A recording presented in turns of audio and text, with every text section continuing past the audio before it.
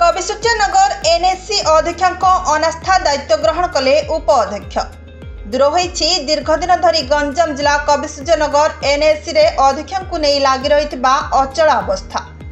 Councillor मानक अभियोग ग्रहण करी जिला प्रशासन पक्षरु करा जायतिबा अनास्था भोट रे अध्यक्ष तांको पदवी हटवा परे आज कविसूर्यनगर एनएससी रो कामचला दायित्व भार नैछंती उपाध्यक्ष विक्रांत कुमार साहू। सूचना प्रकार गत मास 17 तारिख में अध्यक्ष सुश्री एस लक्ष्मी विरोध में पड़ता अनास्था भोट। बीजेडी समर्थित अध्यक्ष विरोध में एनएससी 18 वार्ड मध्य 16 बीजेडी समर्थित काउंसिलर भोट दे अध्यक्ष को पदच्युत करते। अनास्था भोट पर दीर्घ 1 मास धरी मुरबी विहीन सहित अचल हो पड़ा कविसूर्यनगर एनएससी।